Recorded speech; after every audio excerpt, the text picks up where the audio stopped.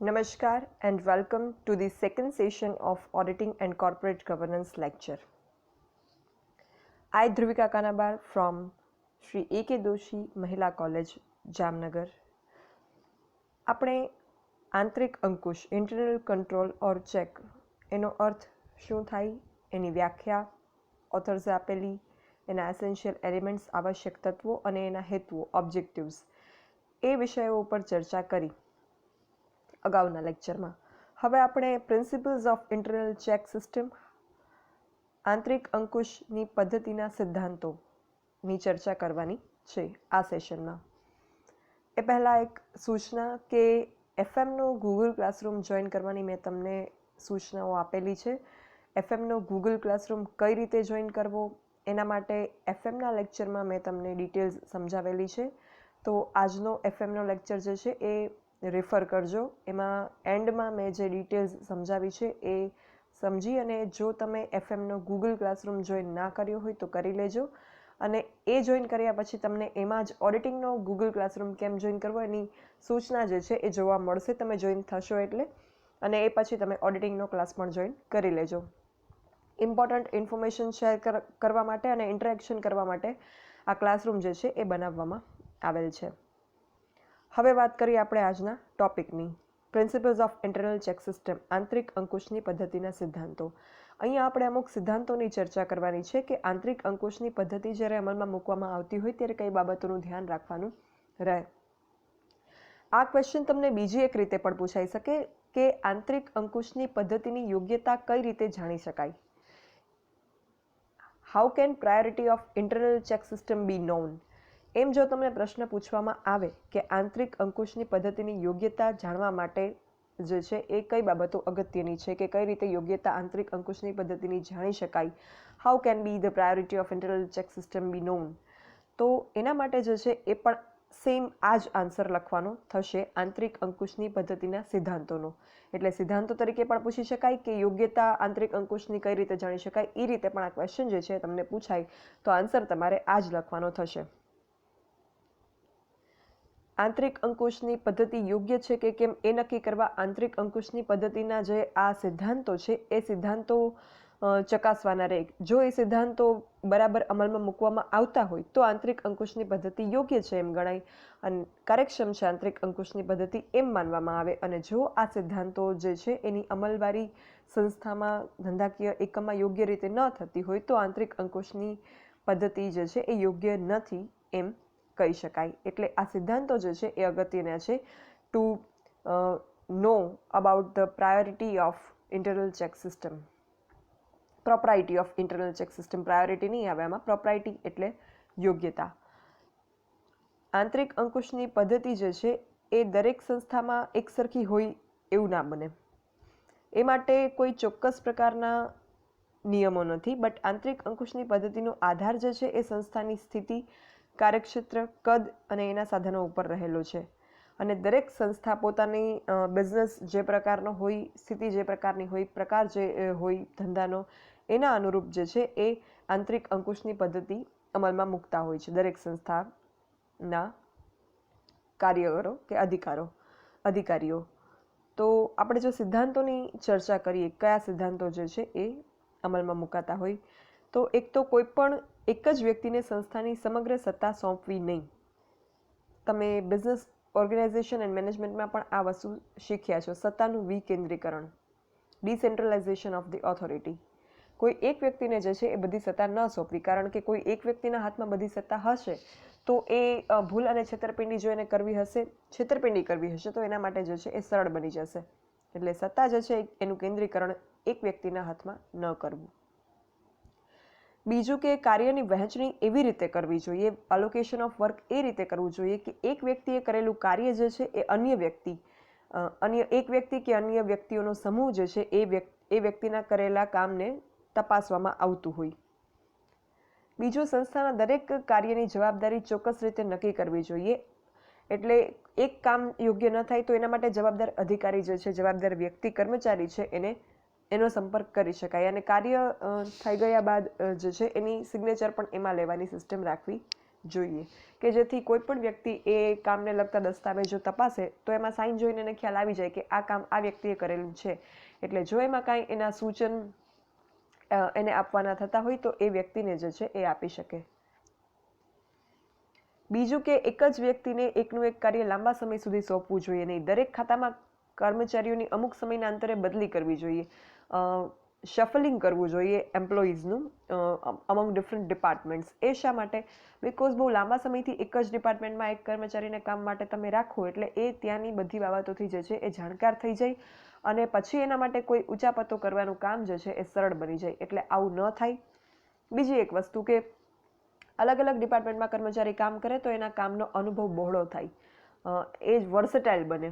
એટલે એ હેતુથી અને એ ઉચાપત ન કરી શકે એ બંને હેતુસર એનું શફલિંગ થવું જોઈએ એમ્પ્લોઈઝ ડિફરન્ટ ડિપાર્ટમેન્ટ્સમાં. અલગ અલગ કર્મચારીની અલગ અલગ વિભાગોમાં જે છે એ બદલી થવી જોઈએ. બીજું, સંસ્થાના કર્મચારીઓને જે છે એ વારાફરથી અમુક સમયના અંતરે રજા ઉપર ઉતરવા દેવા જોઈએ. એ એટલા માટે કારણ કે એ જ્યારે ન હોય ત્યારે એમની ગેરહાજરીમાં એમનું કરેલું કાર્ય જે છે એ કોઈ વ્યક્તિ જે એમની પ્રોક્સીમાં એમની જગ્યાએ મૂકવામાં આવેલ હશે એ વ્યક્તિ એ કામને ચકાસી શકે.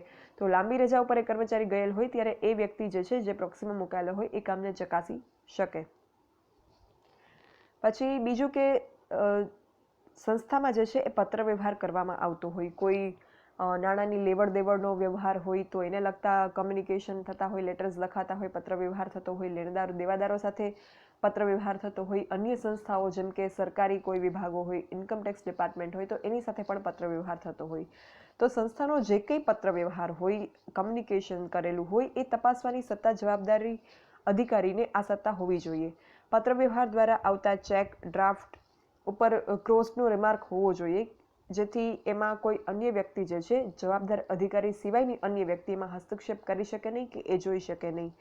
અમુક પત્ર વ્યવહાર જે છે ઓફિસીસમાં થતા હોય તો એમાં એન્વેલોપ ઉપર જ લખેલું હોય કોન્ફિડેન્શિયલ, પ્રાઇવેટ એન્ડ કોન્ફિડેન્શિયલ. એટલે એવું જ્યારે લખેલું હોય ત્યારે એન્વેલોપ પર જે વ્યક્તિનું નામ હોય એ જ વ્યક્તિને એ લેટર આપવામાં આવે અને એ જ વ્યક્તિ એને ખોલી શકે.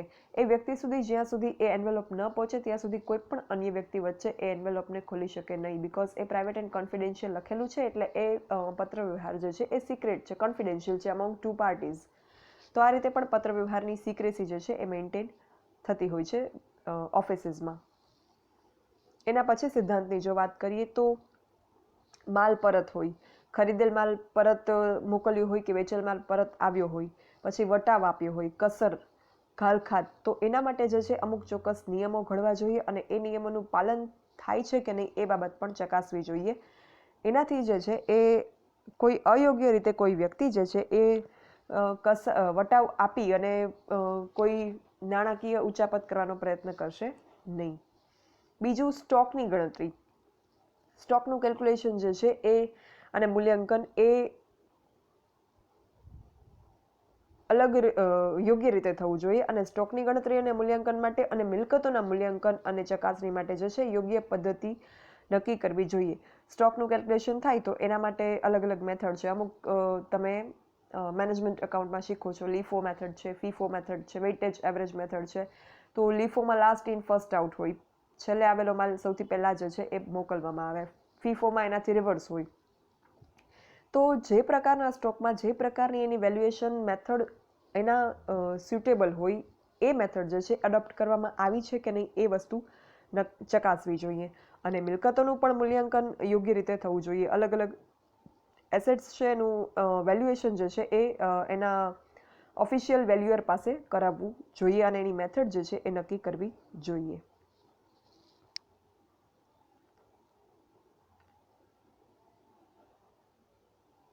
એના પછી મિલકતોનો બિન અધિકૃત ને અયોગ્ય ઉપયોગ ન થાય એનો પણ ખ્યાલ રાખવો જોઈએ. ઘણી વખત અનઓથોરાઇઝ્ડ યુઝ થતો હોય મિલકતનો.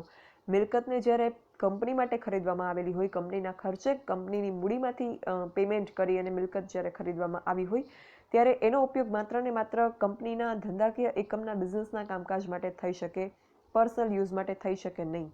જો કંપનીના મૂડીમાંથી કંપનીના ખર્ચે ખરીદવામાં આવેલ મિલકતનો પર્સનલ યુઝ કરવામાં આવે, અંગત ઉપયોગ કરવામાં આવે તો એ ઉપયોગ બિન અધિકૃત ગણાય. એટલે એવો અનઓથોરાઇઝ્ડ યુસેજ મિલકતનો થવો જોઈએ નહીં. અને નથી થતો એની જે છે એ ચકાસણી કરવી જોઈએ. અને મિલકતોની પ્રત્યક્ષ તપાસ જે છે એ એના અસ્તિત્વ અને જાળવણી માટે કરવી જોઈએ. ઘણી વખત એવું થતું હોય કે મિલકત જે છે એ ખરીદવામાં આવે, એનું પેમેન્ટ જે છે એ પેઢીમાંથી કરવામાં આવે, પણ એનો જે એ મિલકત છે એ પેઢીના બિઝનેસ યુનિટનું જે બિલ્ડિંગ હોય એમાં અસ્તિત્વ ન ધરાવતું હોય. એ મિલકતને કોઈ કર્મચારી કે અધિકારી જે છે એ પોતાના અંગત ઉપયોગ માટે લઈ જાય. તો આ વસ્તુ થવી ન જોઈએ. એના થાય એના માટે શું કરવું જોઈએ? તો એના અસ્તિત્વની ચકાસણી કરવી જોઈએ કે ખરેખર પેઢીના કાર્યક્ષેત્રમાં, પેઢીના પ્રિમાઇસીસમાં એ મિલકત જે છે અસ્તિત્વ ધરાવે છે, રાખવામાં આવી છે, એ પ્રત્યક્ષ તપાસ એની કરવી જોઈએ. બીજું, સંસ્થાના ચોપડા હોય, વાઉચર્સ હોય, દસ્તાવેજો હોય, શેર્સ અને સિક્યોરિટી હોય, એની ગોઠવણ એવી રીતે કરવી જોઈએ કે એ જલ્દીથી મેળવી શકાય અને ઓછી મહેનતે એમાંથી જરૂરી માહિતી મળી શકે. અને આ બધા દસ્તાવેજો હવે તો ડિજિટલાઇઝેશન થયું, તો એની ડિજિટલ સોફ્ટ કોપી જે છે એ પણ હોવી જોઈએ અને એ લોકડ હોવી જોઈએ કે જેથી કોઈ પણ અનધિકૃત વ્યક્તિ, અનઓથોરાઇઝ્ડ પર્સન જે છે એને એક્સેસ કરી શકે નહીં. પછી આંતરિક અંકુશની પદ્ધતિ અસરકારક અને કાર્યક્ષમ બનાવવાના હેતુથી આધુનિક સમયમાં યાંત્રિક સાધનોનો બહોળા પ્રમાણમાં ઉપયોગ થાય છે. હવે બધી જ જગ્યાએ બધા પ્રકારના કામમાં જે છે એ ટેકનોલોજી આવી ગઈ છે. તો આના લીધે જે છે એ માનવ સહજ શરમ કે લાલચના દોષ યાંત્રિક સાધનોમાં હોતા નથી.